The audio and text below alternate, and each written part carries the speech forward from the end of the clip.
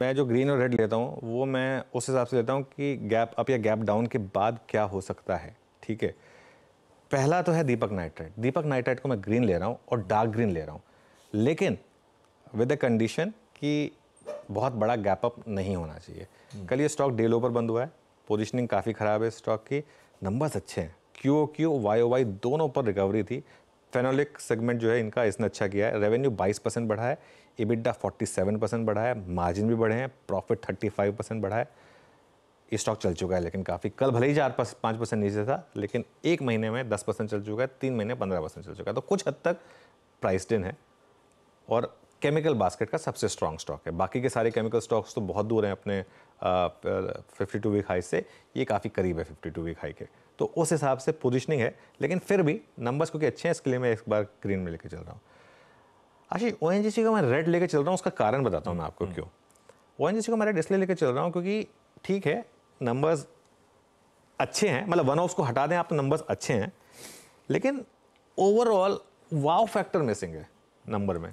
और दूसरा, अगर इस सिनेरियो में जिसमें ग्लोबल इतना रिस्क ऑफ रहेगा, उसमें अगर क्रूड प्राइसेस गिरेंगे तो उससे एक सेंटिमेंटल इम्पैक्ट आएगा। हालांकि अब ONGC उससे इम्यून हो गया, क्योंकि अब आजकल अगर क्रूड प्राइसेस बढ़ते हैं तो वो विंडफॉल टैक्स लग जाता है, तो इसके लिए इसका कोई इतना इम्पैक्ट है नहीं। प्लस इसकी पोजीशनिंग स्ट्रांग है, ऑलरेडी स्टॉक चल चुका है।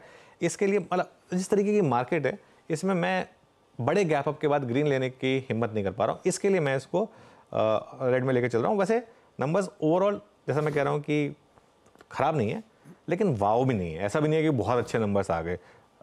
आज 3:30 बजे कौन कॉल है, वो भी एक इंपॉर्टेंट रहेगा यहाँ पर। भारती को मैं ग्रीन लेकर चल रहा हूँ, और भारती को ग्रीन लेकर चलने का मैं रीज़न बताता हूँ आपको। भले ही हमने हेडलाइन में मेंशन किया कि नंबर्स मिले जुले हैं, लेकिन एक तो रेवेन्यू अच्छा इनका ग्रो हुआ है 2.4%, मार्जिन कम आया है, लेकिन मार्जिन कम आने का कारण है वो इंटरप्राइज बिजनेस जो है उसकी वजह से उनका मार्जिन बिजनेस जो है कम आया है। इंडिया मोबाइल रेवेन्यू ग्रोथ देखिए 2.1%, जो इनका नियरेस्ट कॉम्पिटिटर है वो है जियो। जियो के मुकाबले काफ़ी अच्छा है, जियो का 1.16% है, इनका 2.1% है भारती एयरटेल का। और EBITDA margin 50 basis point mobile services business में ग्रो किया है। आरपू थोड़ा सा ठीक है, 211 है वर्सेस 209, लेकिन अब एक चीज़ का ध्यान रखिए, जो टैरिफ हाइक है वो टैरिफ हाइक क्वार्टर के ऑलमोस्ट एंड पे हुई है, ठीक है ना, तो उसको थोड़ा सा टाइम लगेगा आरपू में कन्वर्ट होने के लिए।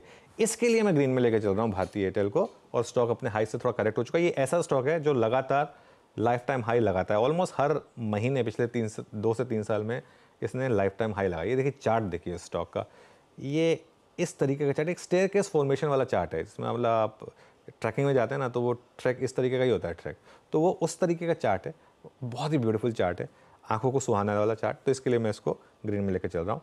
तो ये पोजीशनिंग और नंबर्स के हिसाब से ग्रीन और रेड। लीजिए भाई साहब, ये हैं आज के बेहतरीन बिग स्टॉक्स। दीपक नाइट्राइट बहुत बढ़िया नतीजों के चलते रेडार पे। ONGC वो नंबर्स हो सकता है एक्स एडजस्टमेंट्स के बाद ठीक ठाक लगे, लेकिन वो मजा नहीं आ रहा है। और Bharti Airtel in comparison to अपने पीयर थोड़ा सा बेहतर इंडिया बिजनेस परफॉर्म करता हुआ, इसको भी रखिएगा अपने रडार पे। इन स्टॉक्स पे आगे अपन डिटेल में चर्चा करेंगे। ओके, अच्छा।